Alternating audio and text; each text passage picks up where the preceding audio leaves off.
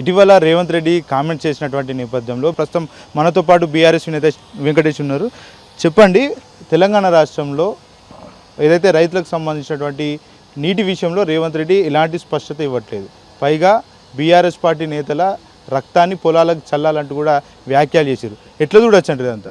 ఈరోజు రేవంత్ రెడ్డి టీఆర్ఎస్ నాయకుల రక్తం కాదు, గత 21-22 సంవత్సరాలు ఉన్నప్పటి నుంచే మేము తెలంగాణ రాష్ట్రాన్ని, తెలంగాణ ప్రజల ఆకాంక్ష కోసం కొట్లాడిన వ్యక్తులు ఇలా టీఆర్ఎస్ పార్టీలో ఉన్నాం. మేము తెలంగాణ రైతుల కోసం మా ప్రాణత్యాగాలకైనా సిద్ధం. రైతులు బాగుపడాలి, మేము కూడా ప్రత్యక్షంగా రైతు బిడ్డలుగా ఈరోజు రైతులు బాగుపడితేనే మేము బాగుంటామనే ఉద్దేశంతో ఉన్నాం. ఇలా రేవంత్ రెడ్డికి రైతులంటే ఒక చిన్న చూపు అయిపోయింది. ఇలా రేవంత్ రెడ్డి ఉన్న కాళేశ్వరంలో నీటి వదలడానికి కూడా రేవంత్ రెడ్డికి మనసొప్పక ఈరోజు ఇటువంటి కామెంట్లు చేస్తారని మేము అనుకుంటున్నాం. పదే పదే చెప్తా ఉన్నాడు, కాళేశ్వరం ప్రాజెక్ట్ అనేది ఫెయిల్యూర్ ప్రాజెక్టు, దాంట్లో నీళ్లు నిల్వలు ఉంచితే ఖచ్చితంగా కూలికిపోతుంది, కొట్టుకుపోతుంది అంటూ కూడా వ్యాఖ్యలు చేస్తూ ఉన్నాడు. గత 5-6 ఏళ్లుగా టీఆర్ఎస్ పార్టీ, బీఆర్ఎస్ పార్టీ అధికారంలో ఉన్న రోజు కాళేశ్వరం నీళ్లను అనేక రూపాలుగా నల్గొండ జిల్లాకు, కరీంనగర్ జిల్లాకు, వరంగల్ జిల్లాకు పరిపాలించి అలా రాష్ట్రంలోనే అగ్రగామిగా ధాన్యం పండించడంలో అగ్రగామి రాష్ట్రంగా ఇవాళ తెలంగాణ రాష్ట్రం కాళేశ్వరం నీటి ద్వారానే అయింది. ఇవాళ రేవంత్ రెడ్డి కాళేశ్వరం కేసీఆర్ అంటే తెలంగాణ అంటే కేసీఆర్ అనే విధంగా కాళేశ్వరం ప్రాజెక్టు కట్టాడు. కాబట్టి ఈ కాళేశ్వరం ప్రాజెక్టు ద్వారా కేసీఆర్ గారికి ఇంకెన్ని మన్ననలు పొంది కేసీఆర్ గారిని తెలంగాణ ప్రజలు స్వాగతిస్తున్నారనే ఉద్దేశంతో దాన్ని కూల్చే ప్రయత్నంలో ఈరోజు కాళేశ్వరంలో నీళ్లు స్టోరేజ్ లేకుండా కాళేశ్వరాన్ని ఎండగట్టి కాళేశ్వరాన్ని కూలగొట్టి ఈరోజు కేసీఆర్ గారిని అబాస్పాలు చేసే ప్రయత్నం చేస్తుండు. కానీ తెలంగాణ ప్రజలకు గత 5-6 ఏళ్లుగా తెలంగాణ ప్రజలు ధాన్యాన్ని పండించి అలా తెలంగాణ రాష్ట్రాన్ని ముందు వరుసలో ఉంచారు. కాబట్టి కేసీఆర్ గారు ఏందో కాళేశ్వరం ప్రజలు తెలంగాణ ప్రజలు తెలుసు. ఖచ్చితంగా రేవంత్ రెడ్డిని తెలంగాణ రైతాంగమే వెంటాడి తరిమి కొడతారని తెలియజేస్తున్నాం. తెలంగాణ రాష్ట్రంలో ఎల్నినో ప్రభావం చాలా పెద్ద ఎత్తున ఉండబోతుందంటూ వాతావరణ శాఖ నిపుణులు చెప్తా ఉన్నారు. మరోవైపు రేవంత్ రెడ్డి పక్కనే నదీ జలాలు సముద్రంలో కలుస్తున్నా కూడా వాటిని స్టోర్ చేయకుండా కూడా నిర్లక్ష్యం చేస్తున్నటువంటి పరిస్థితి కనబడుతూ ఉంది. ఏం చెప్పదలుచుకున్నారు? గత వారం 10 రోజులుగా కాళేశ్వరం ప్రాజెక్టు కావచ్చు, కన్నెపల్లి పంప్ హౌస్ కావచ్చు, తదితర ఉన్న పంప్ హౌస్లు అన్నింటినీ కూడా వాటర్ స్టోరేజ్ కాకుండా అక్కడ ఉన్నటువంటి ఇసుకనంతా తరలించే ప్రయత్నం చేస్తుండు. ఇసుక మాఫియాని క్రియేట్ చేసి ఇలా కాళేశ్వరం ప్రాజెక్టు కావచ్చు, తదితర దానికి అనుబంధంగా ఉన్న ప్రాజెక్టులు అన్నింటిలోని ఇసుకను తవ్వి ఎక్కడికక్కడ వాటర్ వర్షం పడి ఎక్కడి నుంచి మిగతా పై ప్రాంతాల నుంచి వరదలు వచ్చినా కూడా ఆగకుండా చేసే ప్రయత్నం చేస్తుండు. ఖచ్చితంగా రేవంత్ రెడ్డి ప్రజలు బుద్ధి చెప్తారని తెలియజేస్తుంది. మొన్న రీసెంట్గా తెలంగాణ ముఖ్యమంత్రి రేవంత్ రెడ్డి గారు మాట్లాడిన మాట తెలంగాణ ప్రజలకు, రైతాంగానికి నీళ్ళు లేవు, నీళ్ళు మరి లేకపోతే పంటలు పండకపోతే రైతులు ఆత్మహత్యలు చేసుకునే పరిస్థితి వస్తుంది. గతంలో జరిగిన ప్రభుత్వాలు అంటే కేసీఆర్ ప్రభుత్వం, ఆనాడు టీఆర్ఎస్ ప్రభుత్వం, ఈనాడు బీఆర్ఎస్ ప్రభుత్వంలో 10 సంవత్సరాలు పరిపాలించిన ప్రభుత్వంలో ఉన్న నాయకుడు, మా అధినాయకుడు ముఖ్యమంత్రి గారు, ఆనాడు ముఖ్యమంత్రి కేసీఆర్ గారు మరి రైతులకు ప్రతి ఒక్కరికి నీరు అందించే దిశగా అడుగులు వేసి నీరు అందించి పంటలు పండించి దేశానికి ఆదర్శంగా అన్నదాత రైతు అభవ అనే దిశగా అడుగులు ఇప్పించిన కేసీఆర్ గారు ఈరోజు రేవంత్ రెడ్డి వచ్చిన తర్వాత మీ నీళ్ళు ఇస్తాం, మీ రక్తం ఇచ్చి పొలాల జల్లి రైతులను పండిస్తామని మాట్లాడిన రేవంత్ రెడ్డి ఒక అరాచకవాడు, వాడు సైకో లెక్క. మొన్న 6గురిని చంపి ఏదైతే విధంగా సైకో చేసిండో అదే విధంగా ఒక తెలంగాణ మంచిగా ఒక అవకాశం కల్పించారు ప్రజలు. ఆ అవకాశాన్ని కల్పించిన ప్రజలను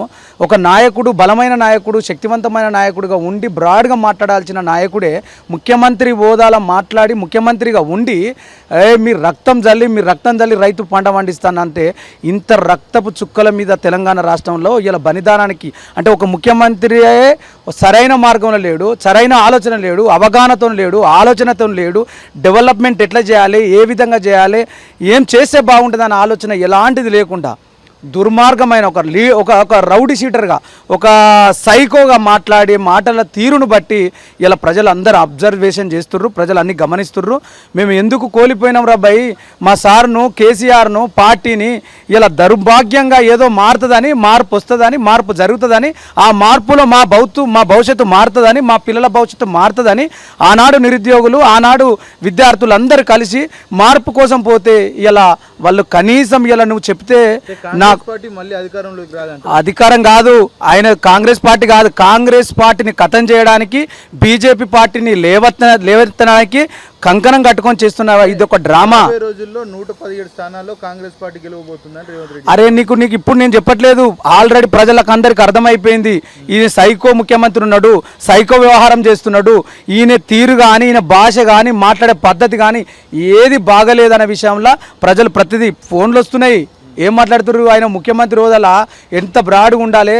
కేసీఆర్ గారు మీటింగు లైవ్ ప్రెస్ మీట్ పెడుతుంటే ఓ సమస్య పైన మాట్లాడుతుంటే ప్రజలు డ్యూటీలో పోకుండా అంటే క్రికెట్ మ్యాచ్ ఎట్లా చూస్తారో BRS party KCR press meet పెడుతుందంటే ప్రజలకు ఏం మాట్లాడతాడు, ఏ అభివృద్ధి పథకాల గురించి మాట్లాడతాడు, ఏ డెవలప్మెంట్ మాట్లాడతాడు, ఏ స్కీమ్స్ కొత్తది ప్రవేశపెడుతుండో అన్న దిశగా అడుగులేసే ప్రజలు ఉండేది.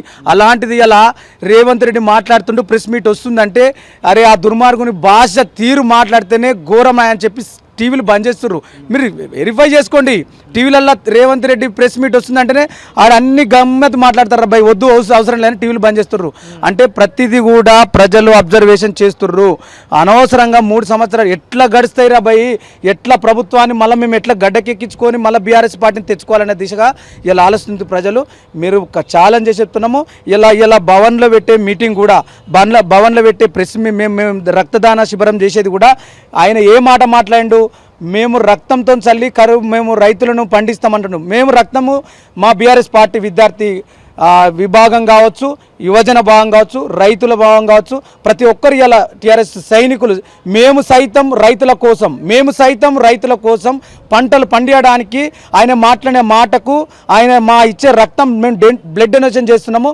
దానికి పండించే ఏ రీతిగా అంటే రక్తాన్ని చూసి ఇలా అరాచకాన్ని సృష్టించడానికి చేసిన రేవంత్ రెడ్డి యొక్క ప్రవర్తనను బట్టి మీరు అబ్జర్వ్ చేసుకోర్రి.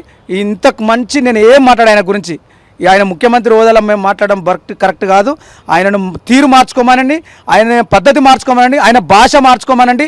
ప్రజలకు మంచి చేయడానికి ఈ తెలంగాణ ప్రజలకు ఇప్పటికైనా అవకాశం ఉంటే ఆయన బుద్ధి మార్చుకొని ప్రజలకు మంచి చేసే మార్గాన్ని అడుగులేయాలని చెప్పి ఈ సందర్భంగా మీ టీవీ ద్వారా నేను మనవి చేస్తూ సెలవు తీసుకుంటున్నాను. జై తెలంగాణ, జై కేసీఆర్. ప్రస్తుతం మనతో పాటు తుంగబాలు ఉన్నారు. రక్తం ప్యాకెట్లతోటి వెళ్తున్నటువంటి పరిస్థితి కనబడతా ఉంది. ఎక్కడికి వెళ్తా ఉన్నారు మీరు రక్తం ప్యాకెట్లు? ఇలా రేవంత్ రెడ్డి గారు చేసినటువంటి వాక్యాలకు రైతాంగానికి కన్నెపల్లి పంప్ హౌస్ ఆన్ చేసి గోదావరి జిల్లాలో నీళ్లు ఇవ్వాలని చెప్పి మాట్లాడినటువంటి మా బీఆర్ఎస్ పార్టీ నాయకుల పైన ఆయన మాట్లాడినది రక్తం కావాలని చెప్పి ఈ రక్తంతోనే రైతులకు నీళ్ళు ఇస్తాను. నీకు ఎన్ని ప్యాకెట్ల రక్తం కావాలి? ముఖ్యమంత్రి రేవంత్ రెడ్డికి ఇంటికి నేరుగా రక్తం తీసుకొని మేము వస్తున్నాం. నీకు ఎన్ని లీటర్ల రక్తం కావాలంటే అన్ని లీటర్ల రక్తం ఇవ్వడానికి మేము సిద్ధంగా ఉన్నాం. నువ్వు రైతాంగం పక్షాన కన్నెపల్లి పంప్ హౌస్ ఆన్ చేయాలి, గోదావరి జిల్లాలో నీళ్ళు ఇవ్వాలని చెప్పేసి మేము డిమాండ్ చేస్తున్నాం. లేని పక్షంలో ఖచ్చితంగా యావత్ తెలంగాణలో ఉన్నటువంటి లోకమంతా కూడా విద్యార్థి లోకం కావచ్చు, యువత కావచ్చు, నీకు ఎంత రక్తం కావాలంటే అంత రక్తం ఇవ్వడానికి కూడా సిద్ధంగా ఉందని చెప్పి ఈ సందర్భంగా హోంశాఖ మంత్రిగా ఉన్నటువంటి రేవంత్ రెడ్డి హింసను ప్రేరేపించే విధంగా మాట్లాడుతూ ఉన్నాడు. దాన్ని ఎట్లా చూస్తారు? ఇలా రేవంత్ రెడ్డి పైన మేము అదే చెప్తున్నాం. రేవంత్ రెడ్డి చేసినటువంటి వాక్యాల పైన హింసను ప్రేరేపించే విధంగా, యువతను తప్పుదోవ పట్టించే విధంగా ఖచ్చితంగా తెలంగాణ పోలీస్ శాఖకు కూడా మేము రిక్వెస్ట్ చేస్తున్నాం, విజ్ఞప్తి చేస్తున్నాం. రేవంత్ రెడ్డి మీద సుమోటో కేసు నమోదు చేయాలి. ఇటువంటి వాక్యాలు చేసినప్పుడే రక్తం తీయాలంటే ఎట్లా? నరకడమే అన్నట్టు కదా, నరకడమే కొట్టడమే కదా.